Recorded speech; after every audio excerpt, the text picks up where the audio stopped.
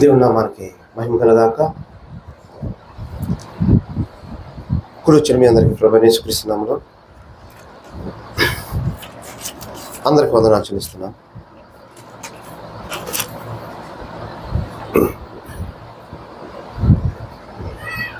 రండి, ఈ సమయంలో కొన్ని నిమిషాలు వాక్యాన్ని ధ్యానించుకుని మనం తిరిగి మరలా ఆరాధనలోకి వెళ్దాం. ఫిలిప్పీయులకు రాసిన పత్రిక 3వ అధ్యాయము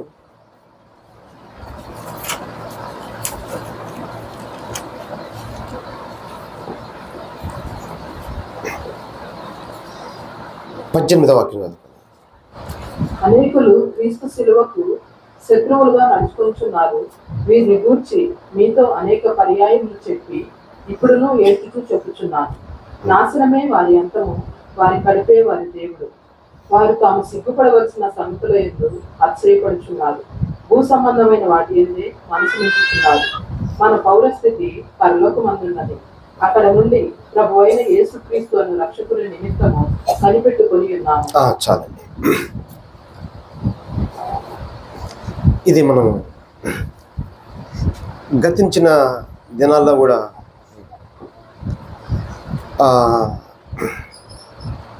ఈ మాటలు మనం ధ్యానించడానికి దేవుడు కృపనిచ్చాడు. మరలా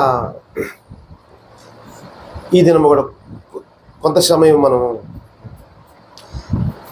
దేవుని ఆలోచన తెలుసుకుని మనం ముందుకెళ్ళిపోదాం. సరే, పరిశుద్ధ తండ్రి మీకు స్తోత్రం చెల్లిస్తున్నాము. ఇదిగో ప్రభా, ఈ దినము కూడా ప్రభా మీ ఆలోచన ప్రభా సూటిగా ప్రభా నాకును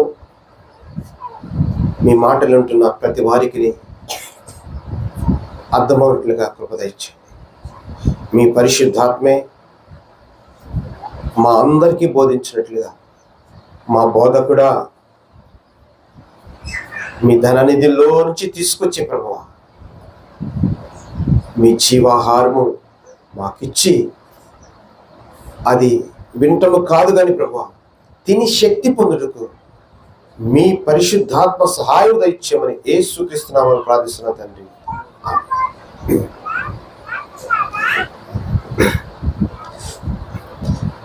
ఇక్కడ పౌలు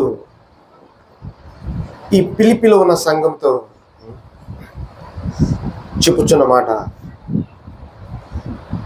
ఎందుకంటే గతంలో ఎన్నో మార్లు అక్కడ ఈ అపోస్తలుడైన పౌలు గారు ఈ సిలువను గురించి చెప్పినట్లుగా మనము చూస్తున్నాము.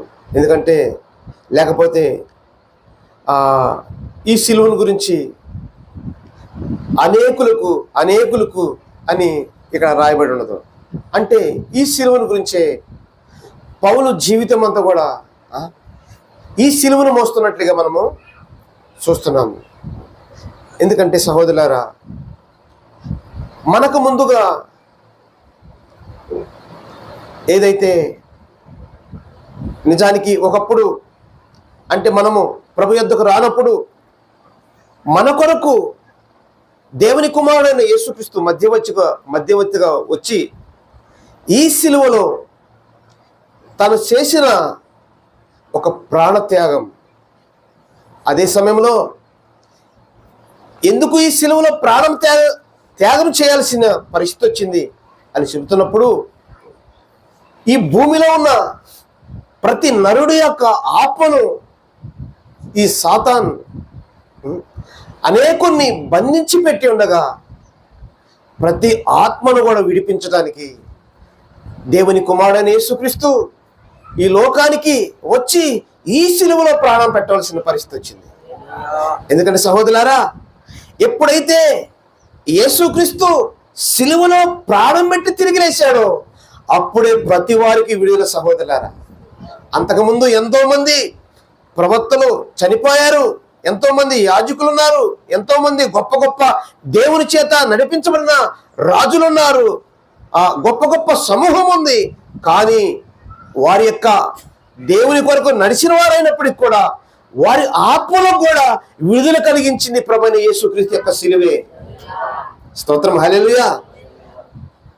ఈ సిలువల గురించి మనము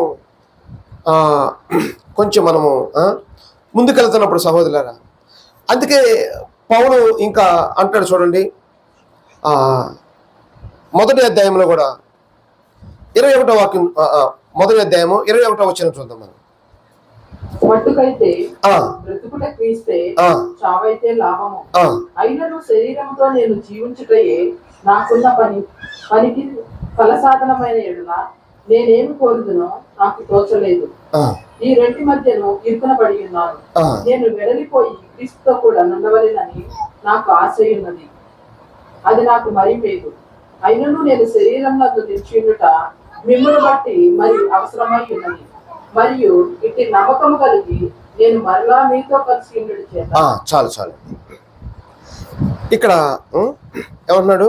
నా మట్టుకైతే బ్రతుకుట క్రీస్తే, సావైతే ఏంటంట మరీ మేలు, నాకు చాలా లాభం. అంటే ఇక్కడ పౌలు గారి యొక్క జీవితం చూస్తున్నప్పుడు ఆయన ప్రతి దినము కూడా ఒక మరణానుభవంలో ఉన్నాడని మనం చూస్తున్నాము. అంటే ఇది ఆత్మీయంగా కాదు, భౌతికంగా. అంటే అట్లాంటి కష్టాల యొక్క అనుభవంలోనికి వెళ్ళిపోతున్నాడు. ఆత్మలో వర్ధిల్లుతున్న కొదలది ఈ శరీరానికి ఏమొస్తుందంటే కష్టం వచ్చింది సహోదరుల. ఈ శరీరానికి శ్రమ వచ్చింది, ఈ శరీరానికి అనేక గాయాలు తగులుతాయి, ఈ శరీరమునకు అనేక బాధలు తగులుతున్నప్పుడు సహోదరులారా, అందుకనే ఇప్పుడు ప్రతి వారు కూడా ఇక్కడ పౌలు చెబుతున్నట్టుగా ఈ ఈ ఫిలిప్పు 3:18లో దేవుని ఆత్మ పౌలు గారి ద్వారా చెబుతున్నట్లుగా ఏంటి, అనేకులు సిలువకు ఏమైపోతున్నారంట? ఎందుకు శత్రువులు అవుతున్నారు? ఇప్పుడు ఆత్మలో వర్ధిల్లుతున్నప్పుడు పౌలు అంటున్నాడు, సావైతే నాకు బ్రతుకుట క్రీస్తు, సావైతే రెండు చూపిస్తున్నాడు. ఒక పక్క బ్రతుకుటము, మరి ఒక పక్క చావైతే లాభం. అంటే ఈ క్రీస్తు సిలువ యొద్దకు వెళుతున్నప్పుడు ఒక వ్యక్తికి వస్తున్నది అనేక శ్రమ అనుభవం. ఎందుకంటే అక్కడ ఉన్న కంటెంట్ అదే. సిలువ యొద్ద ఉన్న మెటీరియల్ అంటే శ్రమే, మరి ఒకటి లేదండి. ఎందుకు ఈ శ్రమ, ఎందుకు ఈ సిలువ, ఎందుకు ఈ బాధ చూస్తున్నప్పుడు సహోదరులారా, మొట్టమొదటి దేవుని కుమారుడైన ఆదాముని సాతాను మోసం చేసింది పరిశుద్ధ స్థలంలోనేనండి, యోదోనులోనే. ఎవరు లేనప్పుడు అప్పుడు ఆదాము అవ్వలే, వీరు దేవుడితో ఉన్నవారే. వీరిలో ఏమీ లేదంటే సహోదరులారా, లోకము లేదు, దేవుడు ఉన్నాడు. పాపం చేయనప్పుడు ఆదాము అవ్వలో ఎవరున్నారండి? దేవుడు ఉన్నాడు. ఇప్పుడు సాతాన్ పండించి అవ్వ ఆదాము చేత పాపం చేపించిన తర్వాత దేవుడు పోయాడు, లోకం వచ్చింది. అర్థమైందండి? ఇప్పుడు రివర్స్ అయిపోయింది. ఇప్పుడు విషయం రివర్స్ అయిపోయింది. ఈ రివర్స్ అయిందాన్ని తిరిగి మళ్ళా రివర్స్లో పెట్టాలి. ఇప్పుడు అంటే సరైన మార్గంలో పెట్టాలంటే ఈ సిలువ కావలసినదే. స్తోత్రం, హల్లెలూయా. అర్థమైంది? ఇప్పుడు ఈ సిలువ లేకుండా నాకు ప్రసంగం దొరకవచ్చు, మీకు కీర్తన దొరకవచ్చు, మీకు పాట దొరకవచ్చు, కొంతమందికి ప్రవచనం దొరకవచ్చు, కొంతమందికి ఇక్కడ బైబిల్ చదివే అవకాశం దొరకవచ్చు, ఒక్కొక్కరికి ఒక్కొక్క పని దొరకవచ్చు. కానీ సిలువ లేకపోతే ఈ అన్ని మనము తీసుకుని మనము ఈ చదువుకుంటూ, చెప్పుకుంటూ, ప్రార్థించుకుంటూ, పాట పాడుకుంటూ మన స్వయం తృప్తి పొందుతాము తప్పితే సర్వశక్తిమంతుడికి ఉన్న కనెక్షన్కి మనకు ఎటువంటి సంబంధము లేదు. సర్వశక్తిమంతుడు దేవునికి మనకు ఉన్న కనెక్షన్ దేవుని ద్వారాగా తెలుసా? సిలువ ద్వారాగా. స్తోత్రం, హల్లెలూయా. సిలువ ద్వారాగా. Praise the Lord. కొన్ని నిమిషాలు మాత్రమే ఉంటుంది సహోదరులారా. ఇది ప్రసంగం కాదు, దేవుడు నాకు ఇచ్చిన ఆలోచన మీ ముందు పెడుతున్నా. ప్రైజ్ ది లార్డ్, హల్లెలూయా. అట్లయితే ఈ సిలువ ఎందుకు అభ్యంతరం అవుతుంది? పౌలా, ఈ సిలువ మరి నీకు అభ్యంతరం అవుతుందా?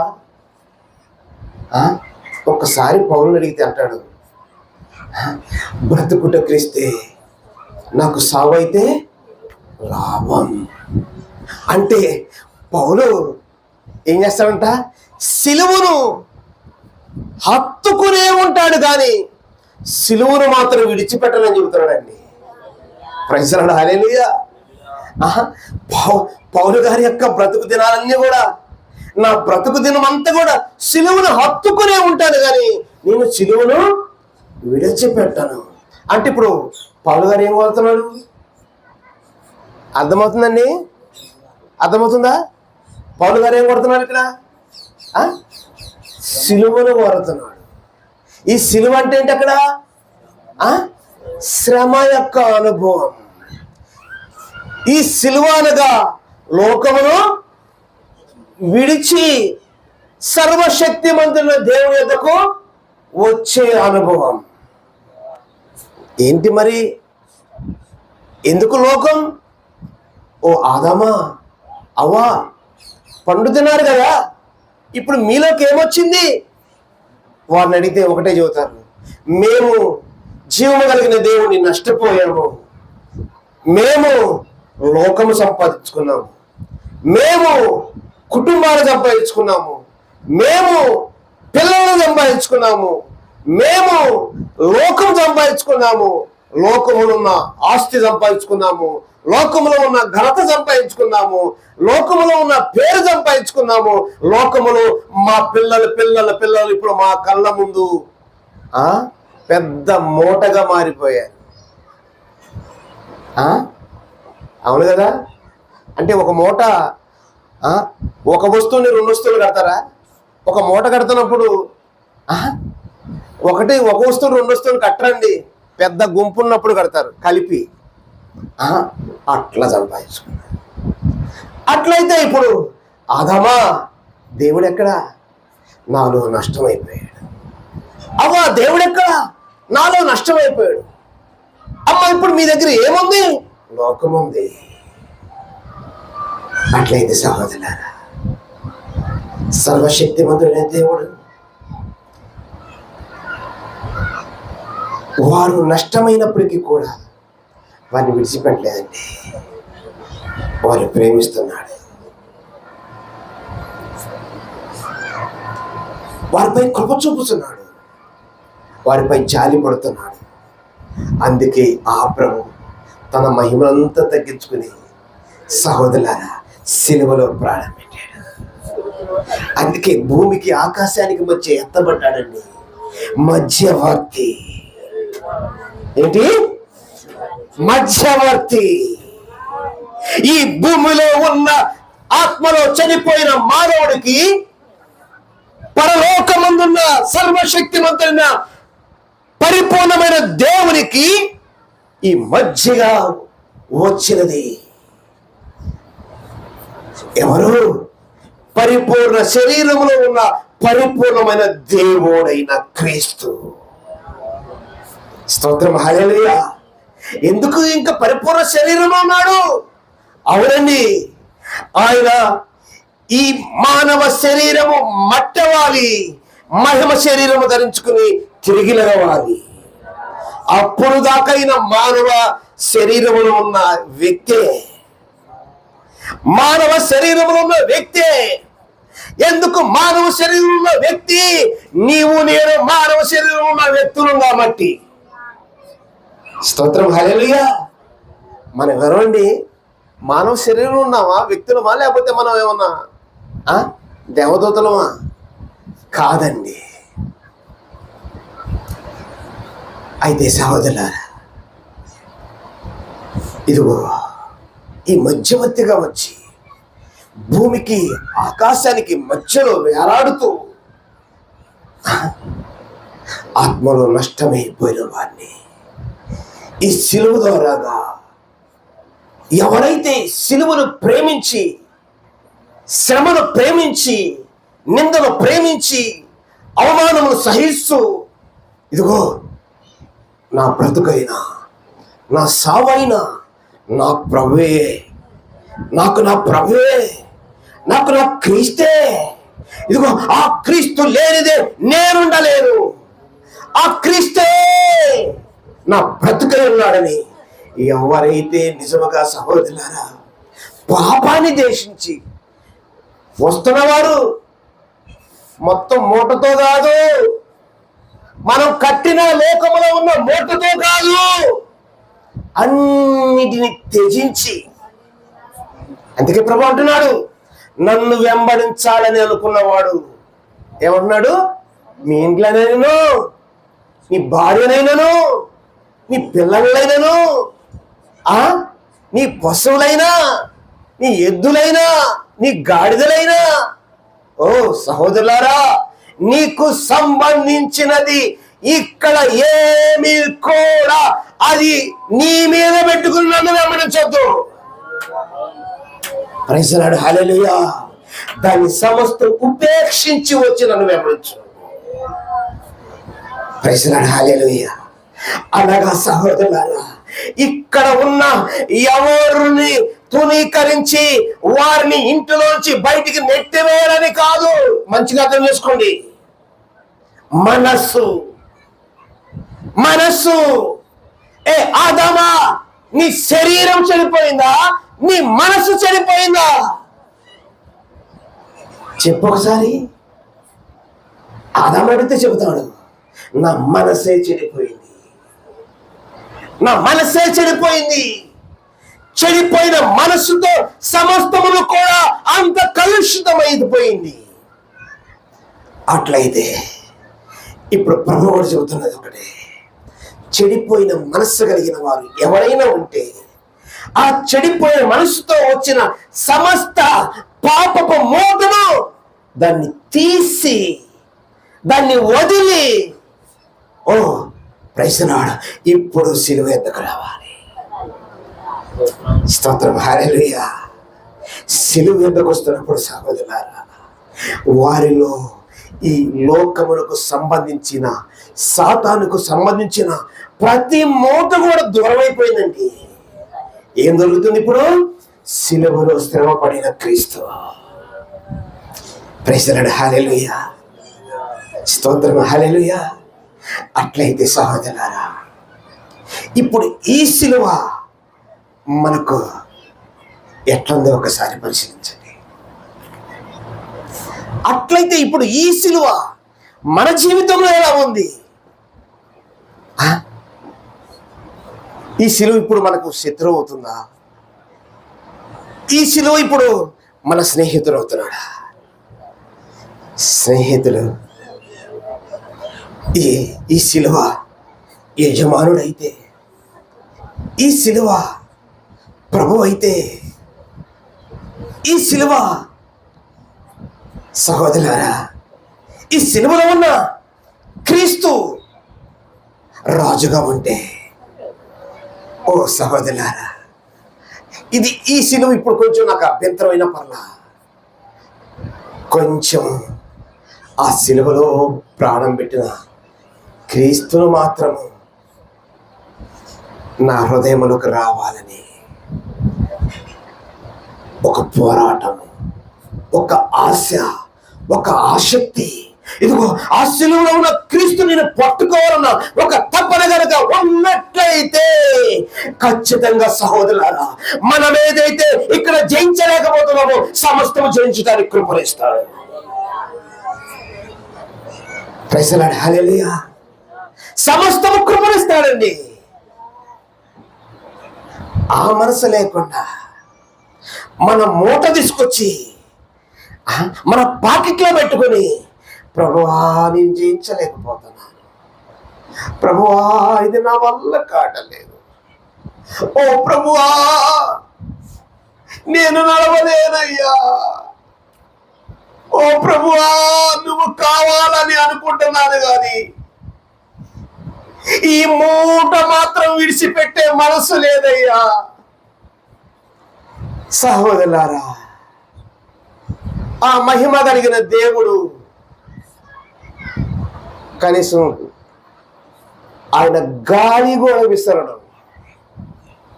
ఆ గాలి కూడా విసరడు, గాలి కూడా విసరడండి. కనీసం పరిశుద్ధాత్మ గాలి కూడా విసరడు.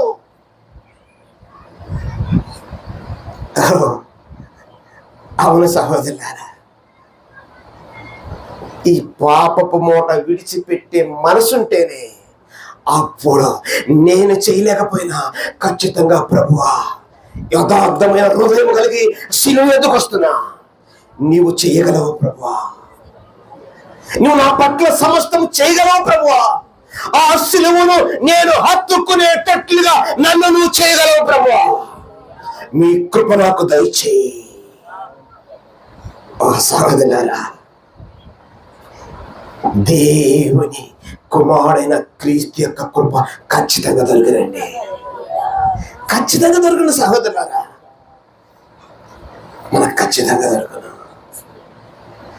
అట్లయితే ఈ నిందను, ఈ శ్రమను, ఈ దుఃఖమును, ఈ బాధను భరిస్తున్నవారు ఎంతో కాలం భూమి మీద లేదండి. కొన్ని దినాలు కొరకే, కొన్ని దినాల కొరకేనండి. మీరు మర్చిపోవద్దు, మన కొరకు ఒక శాశ్వతమైన పట్టణం ఉందండి. స్తోత్రం, హల్లెలూయా. మన కొరకు ఒక స్థిరమైన నివాసం ఉన్నది, మన పౌరస్థితి ఉన్నదండి, శాశ్వతమైన పట్టణము. సహోదరులారా, ఒక్కవేళ సిలువను హత్తుకున్న వారులారా, ఒక్కవేళ సిలువను ప్రేమిస్తున్న వారులారా, ఒక్కవేళ సిలువ ఎత్తుకొచ్చి నాకేమి దొరకట్లేదని దుఃఖపడుతున్న వాళ్ళారా, కొంచెం ఓపిక పట్టు, మన ప్రభు రాబోతున్నాడు. స్తోత్రం, హల్లెలూయా. మన ప్రభు రాబోతున్నాడు. స్తోత్రం, హల్లెలూయా. స్తోత్రం, హల్లెలూయా. ప్రైజ్ ది లార్డ్, హల్లెలూయా. ఇంకా ప్రభు వస్తే నా పొలం ఏమైంది, నా ఉద్యోగానికి సంబంధం సిద్ధంగా ఉన్నా నా కుటుంబంలో వారు ఏమైపోతారు, నా డబ్బు ఏమైపోయింది, సమస్తం ఊడ్చుకుని పోతాయి, సమస్తం ఊడ్చుకుని పోతాయి. ప్రభు తన పిల్లలు తీసుకుని వెళ్ళిపోతాడు. స్తోత్రం, హల్లెలూయా. ఒక్కసారి నోహను అడుగు చూడు, ఒక్కసారి నోహను అడుగు చూడు. ఓ నోహు, నీ కళ్ళ ముందు కనపడుతున్న ధనవంతులు ఏమైపోయారు? ఓ నోహు, నీ కళ్ళ ముందు కనపడుతున్న సూచనలు వెతుకువారు జ్ఞానవంతులు సైంటిస్టులు అందరూ ఏమైపోయారు? అడిగితే నోహు చెబుతాడు, వారు దేవుని మాట వినలేదు గనక పూర్తిగా సమూహాల ఈ జలముతో పతనమైపోయారని చెబుతాడు.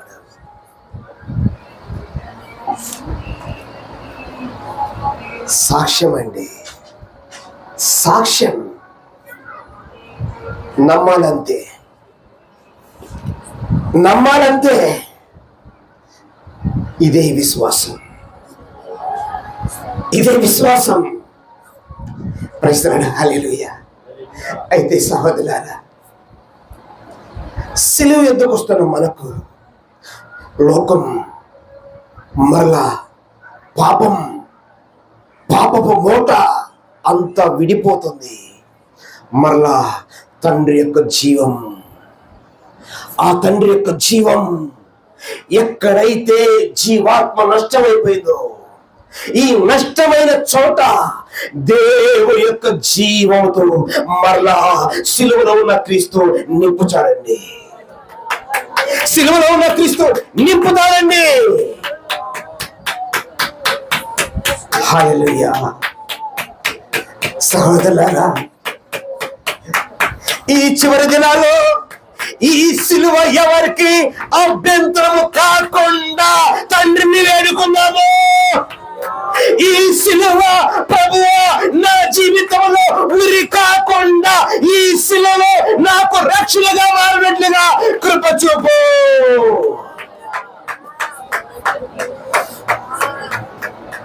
ఇది ఏ పాస్టర్ వినిపించలేడు, ఏ ప్రసంగికుడు వినిపించలేడు. జీవము కలిగిన తండ్రి మన అందరికి సహాయం చేయనుగాక. హల్లెలూయా, హల్లెలూయా. సిలువను గెలిచిన క్రీస్తే మనకు సహాయం చేయనుగాక, మనకు సహవాసం ఇచ్చునుగాక. ఎందుకంటే సహోదరులారా, ఆయన పునరుద్ధారుడై ఉన్నాడు.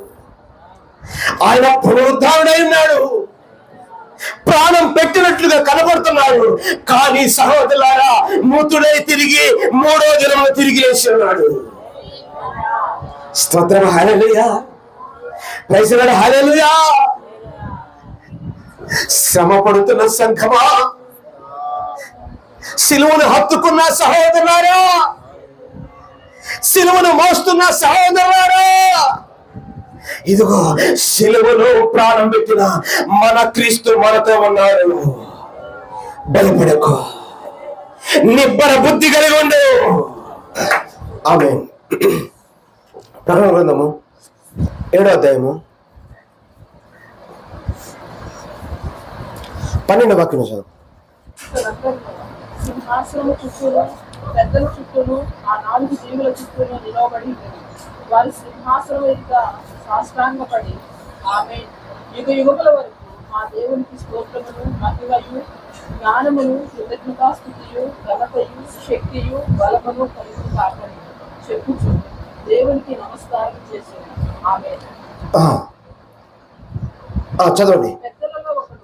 పెద్దలలో ఒకడు తెల్లని వస్త్రములు ధరించుకుని ఉన్న వీరెవరు, ఎక్కడి నుండి వచ్చారని నన్ను అడిగాను. అందుకు నేను, అయ్యా నీకే తెలియనగా అతడు ఇలాగు నాతో చెప్పాను, వీరు మహాశ్రమముల నుండి వచ్చిన వారు. సహోదరుల జాతకనాలి, గొర్రె పిల్ల రక్తము తమ వస్త్రమును ఉదుక్కొని వాటిని తెలుపు చేసుకొని, అందువల్ల వారు దేవుని సింహాసనం ఎదుట ఉండి రాత్రింబగళ్ళు ఆయన ఆలయములో ఆయనను సేవించుతున్నారు.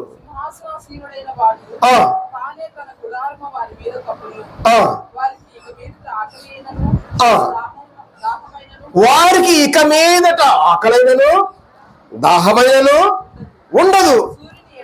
సూర్యుని ఎండైనను ఏ వడగాలి అయినను వారికి తగలదు.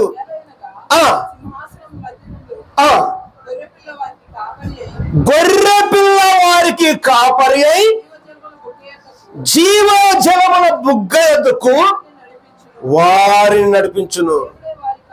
దేవుడే వారి కన్నుల నుండి ప్రతి బాష్ప బిందువును తుడిచివేయను. సహోదరులారా, వీరెవరంట? పరలోకములో 24 పెద్దలు దూతలు వారందరూ వచ్చి సింహాసనాసీనులను అడుగుతున్నారు, అయ్యా అంటే ఒక రకంగా ఎవరో సంఘానికి కొత్తగా వచ్చారనుకోండి, ఎవరో కొత్తగా వచ్చినట్టున్నారు మన మధ్యలోకి. రోజు మనమే ఉండేవాళ్ళు, ఎవరో కొత్త వాళ్ళు తగిలారండి. అదే ప్రకారంగా పరలోకంలో కూడా కొందరు కొత్త వాళ్ళు తగిలారంట. అప్పుడు పరలోకంలో ఉన్న ఆ దూతలు అడుగుతున్నారు, అయ్యా మేము పాతవారం కదా, వీరు మాకు కొత్తగా కనపడుతున్నారు, వీరెవరు అని సింహాసనశీనుని అడిగారంట. అడిగినప్పుడు సింహాసనశీనుడు ప్రభు చెబుతున్నాడు, అయ్యా వీరెవరో తెలుసా, వీరు తమ వస్త్రములను ఉతుక్కుని మహాశ్రమలు అనుభవించి భూలోకము నుంచి వీళ్ళు పరలోకములకు వచ్చిన వారు. స్తోత్రం, హల్లెలూయా. కొందరు అనుకుంటారు భూలోకంలో దేవుడు అన్ని ఇస్తా ఉన్నాడు, సుఖాలు అనుభవించి పరలోకంలో కష్టపడదాం అనుకుంటారు. అర్థమైందా? పరలోకంలో ఏ కష్టం లేదండి. అక్కడ చెబుతున్నాడు ప్రభు, అక్కడ కష్టం ఉండాలంటే ఆకులు ఉండాలి, కష్టం ఉండాలంటే శ్రమ ఉండాలి, కష్టం ఉండాలంటే బాధ ఉండాలండి. అక్కడ ఏముంది? శ్రమ లేదు, కష్టం లేదు, బాధ లేదు, సూర్యుడే లేడు, చంద్రుడే లేడు, ఏ తుఫాను లేదు, ఏ ఆకలి లేదు, ఏ దప్పులు లేదు. అంటే ఈ కడుపు దేవుడు ఏమైపోయాడు? ఇప్పుడు చెప్పండి సహోదరులారా, ఇప్పుడు చెప్పండి. అదే దేవుని పరిశుద్ధాత్మ ఫిలిప్పీలో పౌలుతో మాట్లాడుతున్న మాట, ఓ కడుప, నీ దేవుని కూలగొడితేనే సర్వశక్తిమంతుడైన నా యొద్దకు నువ్వు రాగలవు. స్తోత్రం, హల్లెలూయా. ఎందుకంటే నా యొద్దకు వస్తున్నప్పుడు నీకు ఆకలి లేదు, నా రాజ్యంలో నీకు దుఃఖము లేదు, వేదన లేదు, బాధ లేదు, శ్రమ లేదు. సహోదరులారా, ఏ రాజ్యమునకు మనము సిద్ధపడతాము? ఏ రాజ్యమునకు మనము వారసులు కావాలి? ఏ రాజ్యమును మనము స్వతంత్రించుకోవాలి?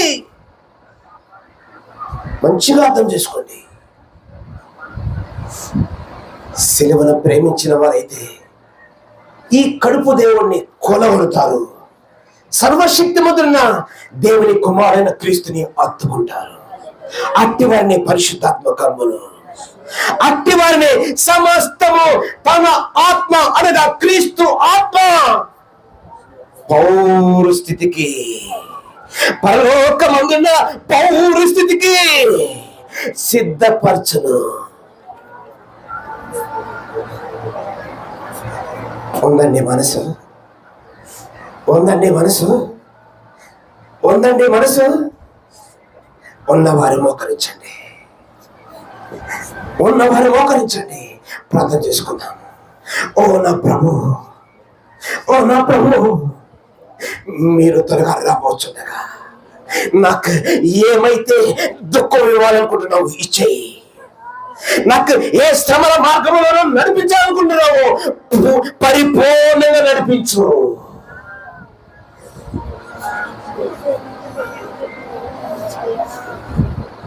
నోరు తెరిచి ప్రార్థించగలరా? ప్రార్థించిన వారారా, ఖచ్చితంగా ఇది మీకు దొరికింది. ఒక్కసారి ఆలోచించి ప్రార్థించండి. దేవుని యొక్క జీవము, దేవుని మరణము రెండు బయలుపరుచుండగా ఈ చివరిలో ఆ జీవాత్మను హత్తుకున్న వారారా, మీకు నిత్య జీవము దొరుకునేగాక.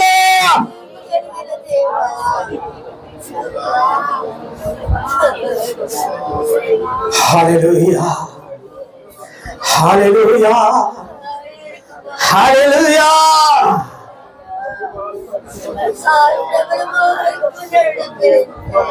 అక్కడికెళ్తే మా కాపురు ఏమంటారు?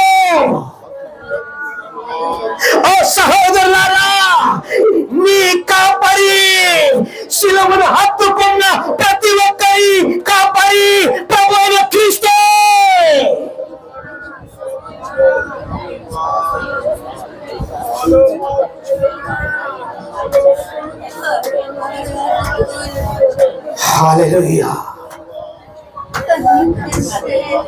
కాపర్లు చూసేవారా,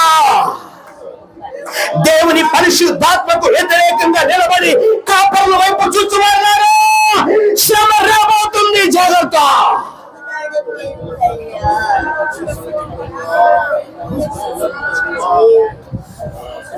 ఈ శ్రమ, ఈ కడుపు దేవునికి తీర్పు తీర్చే సమయం.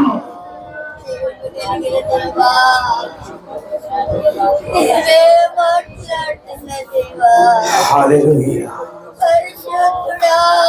ఎవరు ఈ కడుపు దేవుడు? సిలువను హత్తుకొనని వారు, సిలువను ప్రేమించని వారు, ఆ సిలువలో ప్రాణం పెట్టి ఆ ప్రక్కలో నుంచి కారుతున్న క్రీస్తు యొక్క రక్తములో నీళ్ళలో నుంచి కారుచున్న ఆ పడవ పడిన పక్కలో నుంచి పుట్టని వారు,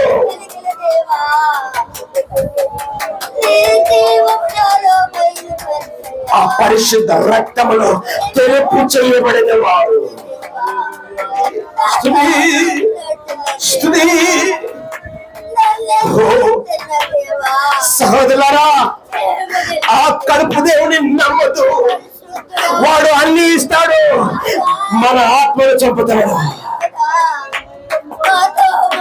సహోదరులారా, ఇదిగో సిలువ వేయబడిన క్రీస్తు మన సమస్త పాపాన్ని చంపుతాడు, మనకున్న అతిక్రమను చంపుతాడు, సమస్తమును చనిపోయిన మన ఆత్మను బ్రతికిస్తాడు.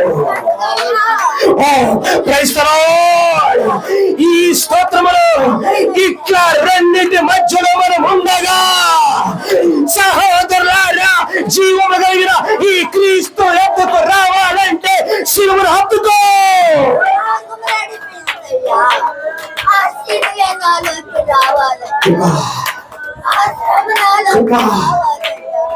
కృపా, కృపా, హల్లెలూయా, హల్లెలూయా, హల్లెలూయా. ఓ గొర్రెపిల్ల, నీకే ఘనత. పాపమునంతా పోగొట్టి ప్రాచీన స్వభావము తొలగించి, పాపమునంతా పోగొట్టి ప్రాచీన స్వభావము తొలగించి, తీతోనే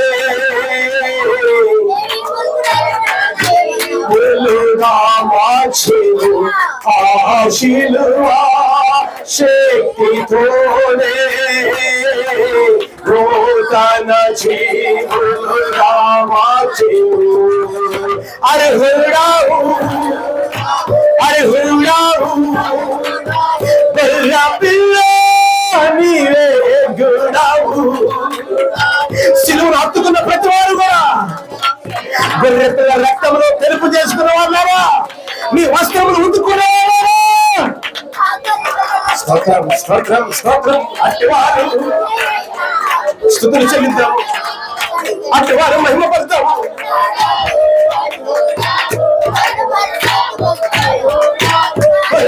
పిల్ల నీవే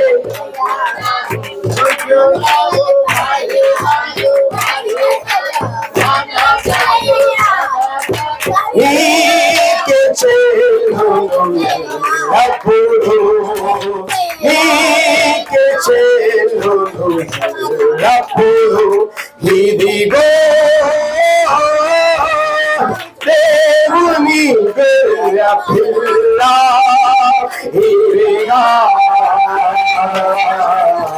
మాకు తాకత స్తుతులు, ఇదిగో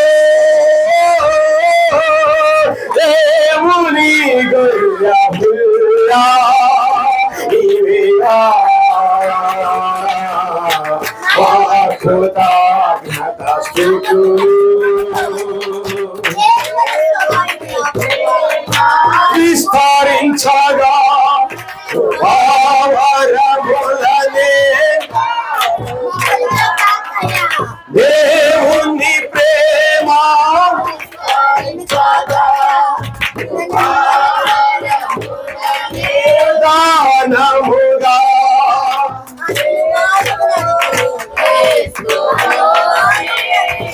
హల్లెలూయా హల్లెలూయా హల్లెలూయా హల్లెలూయా.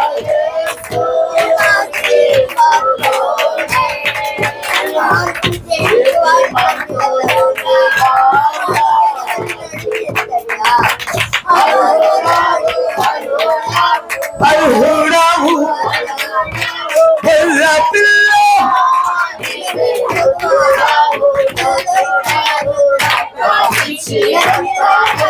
ప్రాణమిచ్చి నీదు ప్రజలను కొనినావు.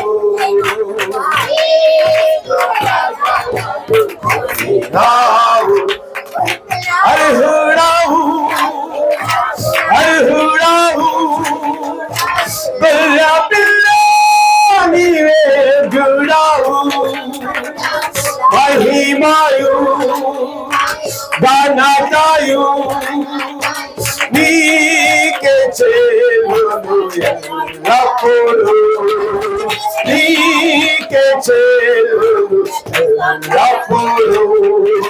నీకే చెల్లును ఎల్లప్పుడూ. నీకే చెల్లును ఎల్లప్పుడూ. ఇదిగో దేవుని పిల్ల ఇవిగా నాకు తాత్మక స్తుతులు. ఇదిగో దేవుని గొర్రె పిల్ల ఇవిగా నాకు తాత్మక స్తుతులు. హల్లెలూయా హల్లెలూయా హల్లెలూయా. సింహాసనాసీనుడైన మా ప్రభువా, ఇక ముందు మహిమ మీకే. త్వరగా రావచ్చిన మా ప్రభువా, ఘనత మీకే. ఓ యేసు క్రీస్తు ప్రభు, మీ రక్తములో ప్రభు ప్రతి వస్త్రమును తెలుపు చేస్తున్న మా దేవా, మీకే స్తోత్రం స్తోత్రం స్తోత్రం స్తోత్రం స్తోత్రం స్తోత్రం. హల్లెలూయా హల్లెలూయా హల్లెలూయా. స్తుతి స్తుతి స్తుతి స్తుతి స్తుతి పరిశుద్ధుడా.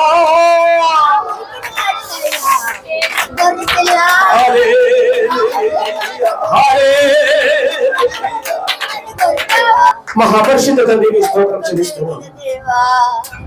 మా జీవాధిపతి మీకు స్తోత్రం. ఇదిగో ప్రభువా, ఈ ధర్మదేవా స్తోత్రము.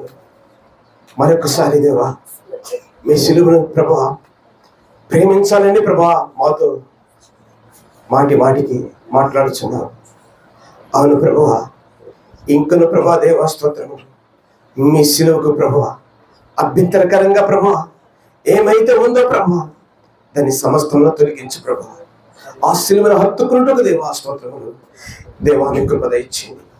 ఇంకా ఎవరైతే ప్రభా స్తోత్రములు ఆ సిలువలో ప్రభువా దేవా స్తోత్రములు హత్తుకుని ప్రభా స్తోత్రములు దేవా మీ మాట ప్రకారముగా సాగిపోతున్నారు, అట్టి వారికి ప్రభువా ఇంకను విశ్వాసం పుట్టించండి. ఇంకను తండ్రి మీరు స్థిరపరచండి. మా క్రీస్తు ప్రభావం మీలో ఇంకను బలపరచండి. అంతవరకు ప్రభువా ఆ విశ్వాసంతో ప్రభువా సాగిపోవటకు కృప దయచేయండి. కుడి వచ్చిన ప్రతి వారిని బట్టి మీకు స్తోత్రం చెల్లిస్తున్నాను. ఈ మాటలు వింటున్న ప్రతి వారిని ప్రభావ మీరు ఆత్మీయంగా దీవించమని తండ్రి సమస్తం మీ చేతులు సమర్పిస్తున్నాను. అన్ని విషయాల ప్రభావ ఎంతవరకు మీరు మాతో మాట్లాడిన ప్రతి మాటగా మీకు స్తోత్రం చెల్లించుకుంటూ యేసు క్రీస్తు నామములో అడిగి వేడుకొని స్తుతించి ప్రార్థిస్తున్నాం మా పరమ తండ్రి. ఆమేన్.